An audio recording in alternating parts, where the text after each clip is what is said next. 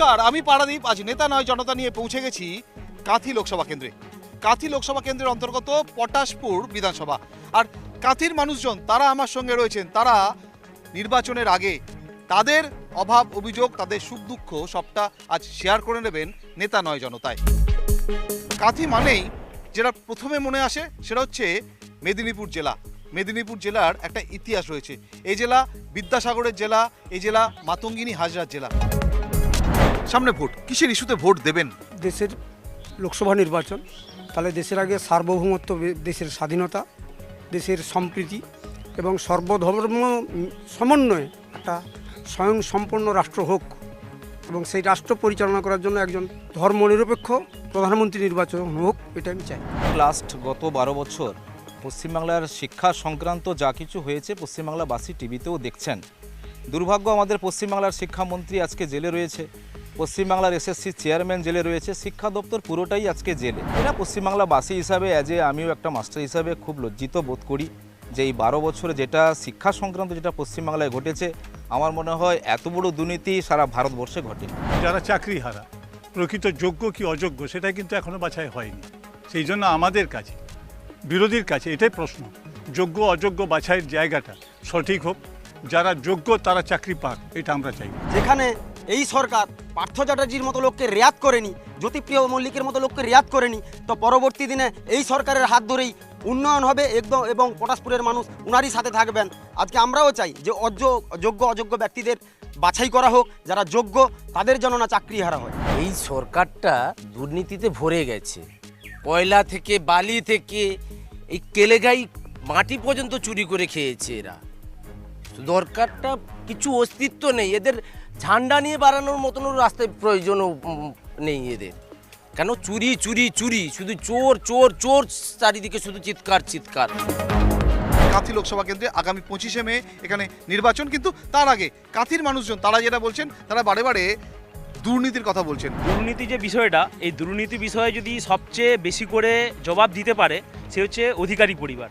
কারণ অধিকারী পরিবারের হাতে মমতা ব্যানার্জি যখন 42টা পদ দিয়ে রেখেছিল, প্রতিটা জায়গাতে কিভাবে নিয়োগের দুর্নীতি হয়েছে সেটা যদি সিবিআই নিরপেক্ষভাবে তদন্ত করে তাহলে কিন্তু সঠিক তথ্যটা বেরিয়ে আসবে। অধিকারী পরিবার সম্পর্কে আমি ব্যক্তিগতভাবে কারোর কথা বলতে চাই না। তো উনি ওই পরিবারই বামপন্থী বিরোধী ছিলেন, কংগ্রেস বিরোধীও ছিলেন একটা সময়। তারপরে উনি টিএমসিতে গিয়েছিলেন, আবার টিএমসি বিরোধী হয়ে আবার বিজেপিতে গেছেন। তো এই প্রসঙ্গে যে শিক্ষার বিষয়টা নিয়ে উঠছে, শিক্ষার যদি দুর্নীতিতে মূল যুক্ত থাকে, শিক্ষা জাতির মেরুদণ্ড, সেই মেরুদণ্ডকে ভেঙে দেওয়ার যদি প্রশ্ন ওঠে, তার কম পক্ষ অংশীদার হলেও শুভেন্দু অধিকারী পরিবার যুক্ত, এটাতে আমি একমত। কাঁথির কথা বলতে গেলে কোথাও না কোথাও অধিকারী পরিবারের ইস্যুটা চলেই আসে, বিষয়টা চলেই আসে।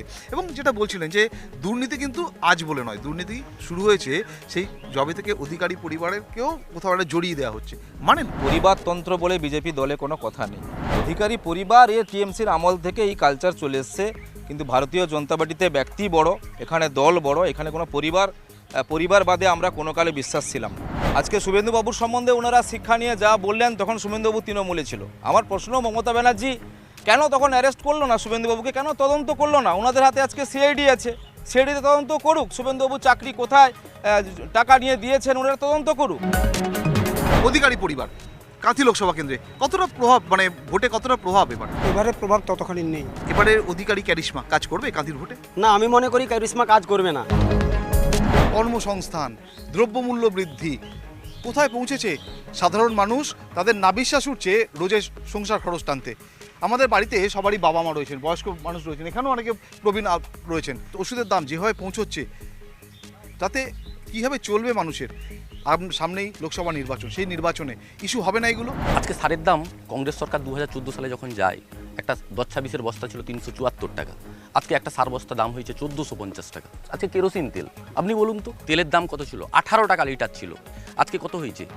85 টাকা লিটার হয়েছে কেরোসিন তেল। আপনারা তো ভোট দেন, যখন ভোট দেন তখন এগুলো মাথায় রাখে না? একদম মাথায় রাখছিলাম না এতদিন, এবার রাখছি। আপনারা প্রত্যেকেই অবগত, আপনারা পাশের রাজ্য উড়িষ্যা যান, ঝাড়খণ্ডে যান, সেখানে দেখবেন 90 টাকা লিটার পেট্রোল পাওয়া যাচ্ছে, ডিজেল 90 টাকা। আমার পশ্চিমবাংলায় কেন 100 টাকার উপরে? এই যে পেট্রোল, এই যে ডিজেল, এই কেরোসিন, এর শেষটা এই মমতা ব্যানার্জির শেষটা কেন ছাড়ছে না? শেষ এটা হচ্ছে রাজ্য সরকারের একটা নিজস্ব হচ্ছে ইনকামের একটা জায়গা, সেখান থেকে এইটা নিয়ে রাজ্য সরকার কি কাজ করছে সেটা দেখতে হবে।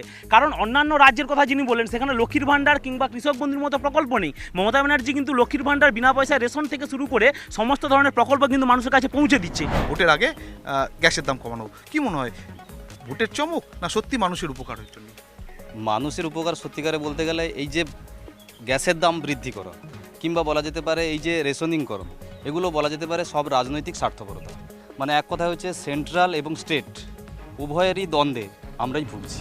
সামনে যখন ভোট, লোকসভা ভোট, নির্বাচন, এগুলো মাথায় রেখে ভোট দেবেন না? অবশ্যই দেব, কিন্তু ভোট দেওয়ার যে বলা যেতে পারে ভোটাধিকার প্রয়োগ, সেটা স্বাধীনভাবে করতে পারলেই ভোট দেবো নিজের মতো। তাতেও একটা সমস্যা থেকে থাকে যে স্বাধীনভাবে ভোট দিতে পারবো কি না। আইনের মাঝে আমরা সংশয়ের মধ্যে থাকি। সঠিকভাবে আইন অর্থাৎ আমরা যখন ভোট দিতে যাব তার পূর্বে হয়তো কখনো দেখা যায় যে সেখান থেকে আমাদের রাত্রে রাত্রে ট্রেনিং দিয়ে যায় যে ভোটটা সঠিক জায়গায় পড়বে কিনা, তাতে জীবন সংশয়। তো কাঁথির ভোটে কোথাও কি সন্ত্রাসের অভিযোগ উঠছে, কি বলছেন এখানে যারা রয়েছেন? কাঁথির ভোট সন্ত্রাস হয়? সন্ত্রাস হয় 100% মানে সন্ত্রাস। বেশিরভাগ বুথতেই হচ্ছে সন্ত্রাস বুথ। এই জায়গার মানুষ মানে তার আগের দিন রাত্রে তাদের থ্রেট দেওয়া হয়, একে ভোট দাও তাকে ভোট দাও। তারপরে সে অনেকে আবার ভোট দিতে যায় না, আর অনেকে যদিও যায় সে মানে তার নিজস্ব ভোটাধিকার প্রয়োগ করার সুযোগ পায়। কিন্তু এবার তো কেন্দ্রীয় বাহিনী থাকছে। যতই কেন্দ্রীয় বাহিনী থাকুক, কেন্দ্রীয় বাহিনী বাড়ি বাড়ি থাকছে না, কেন্দ্রীয় বাহিনী রাস্তার মধ্যে থাকছে। সন্ত্রাস আছে এবং অ্যাকচুয়ালি এটা তো প্রতিনিয়ত দেখা যাচ্ছে দুটো দলের সন্ত্রাস আছে। আমরা তো নিজের অভিজ্ঞতা থেকে বলছি। আমি একটা পঞ্চায়েত ইলেকশন আমারই বুথে লাঠি নিয়ে তাড়া করেছে, সেন্ট্রাল বাহিনী ছিল, সেখানেও সেন্ট্রাল বাহিনী সেই সময়টা দেওয়া ছিল, কিন্তু দেখা গেল বলছে ট্যাপরপাড়া বুথে ওইখানে গন্ডগোল হচ্ছে, চলো চলো চলো সেখানে চলো, বা সেখানটা ফাঁকা, সঙ্গে সঙ্গে লাঠি নিয়ে তাড়া করে ভোটটা লুট হয়ে গেল। গত পঞ্চায়েত ইলেকশনে 2023-এ আমরা যে 800 কোম্পানির সেন্ট্রাল বাহিনী এসেছিল, রাজ্য সরকার সঠিকভাবে ইউটিলাইজ করেনি। কোথাও কিষাণ মান্ডিতে বসিয়ে রেখেছে, কোথাও পাশের রাজ্য উড়িষ্যাতে পাঠিয়ে দিয়েছে, যার ফলে মানুষকে ভুগতে হয়েছে। আমরা মানুষকে আশ্বস্ত করছি এইবারের লোকসভা স্বাভাবিক সেন্ট্রাল গভর্নমেন্টের লোকসভা, আপনাদের প্রত্যেককে আশ্বস্ত করছি যে পরিমাণ সিআরপিএফ আসবে, প্রত্যেকটা বুথে ওয়েব ক্যামেরা হবে, সরাসরি দিল্লি থেকে কাস্টিং হবে, আপনারা শান্তিপূর্ণ ভোট দিতে পারবেন। সন্ত্রাসের কথা বললেন না, 2020 সাল পর্যন্ত সন্ত্রাস হয়েছে, কারণ তখন অধিকারী পরিবার কোথায় ছিলেন? তৃণমূলে ছিলেন। শুধু দাদা একা পাল্টেছে, দাদার যে চেড়ি চামুন্ডা তারা কিন্তু পাল্টায়নি, তা দাদার যে লাঠিয়াল বাইল তারা কিন্তু তৃণমূলে আছে এখন। ভোটের মুখে রাম মন্দির হলো, ভোটের মুখে সিএএ হলো, প্রভাব পড়বে ভোটে? কি বলছেন এখানকার মানুষ? রাম মন্দির তো সম্পূর্ণভাবে ওটা একটা ধর্মীয় ইস্যু, রিলিজিয়ান ইস্যু। তো ধর্মীয় বা ধর্মান্ধতা এক কথায় মনে হয় না সে ওরা মানে সেভাবে কোনো ভোটের উপর প্রভাব পড়বে। রাম মন্দির, জগন্নাথ মন্দির নিয়ে পশ্চিমবঙ্গের ভোট হয় না। পশ্চিমবঙ্গের ভোটার সম্পূর্ণ আলাদা। তারা স্বাধীন ভোট দিতে পারলে তারা নিশ্চিত কর্মসংস্থান এবং শিক্ষার দিকে এগিয়ে, শিল্পের দিকে এগিয়ে নিশ্চিত তারা ভোটটা দেবে। জনগণ আবেগ নিয়ে যদি বলে যে রামকো লায়া मैं उसको ভোট दूंगा, এখানে বিজেপির কিছু করার নেই। আপনারা তৈরি করতে পারবেন তেমন আমরা সাংসদ। আমরা চাইবো যিনি পার্লামেন্টে গিয়ে 100 দিনে 99 দিন উপস্থিত হবে, কাঁথিবাসীর সুখ দুঃখের কথা আলোচনা করবে, দাবি রাখবে উন্নয়নের, এমন সাংসদকে আমরা প্রত্যাশা করি। প্রায় 18 লক্ষ ভোটার এবার কাঁথির জনপ্রতিনিধি নির্বাচনে তার ভোটাধিকার প্রয়োগ করবেন। কাঁথিতে এবার ত্রিমুখী লড়াই। একদিকে তৃণমূল কংগ্রেসের উত্তম বারিক, অন্যদিকে বিজেপির সৌমেন্দু অধিকারী, আরেকদিকে জোট প্রার্থী উর্বশী ভট্টাচার্য। ত্রিমুখী লড়াইতে কাঁথি কোন দিকে রায় দেয় সে তো সময়ের অপেক্ষা, কিন্তু আজ যে সময় শেষ, তাই আমি পারাদীপ আজ নেতা নয় জনতা নিয়ে কাঁথি লোকসভা কেন্দ্রের এই পটাশপুর বিধানসভা থেকে বিদায় নিচ্ছি। দেখতে থাকুন নিউজ 18 বাংলায় নেতা নয় জনতা।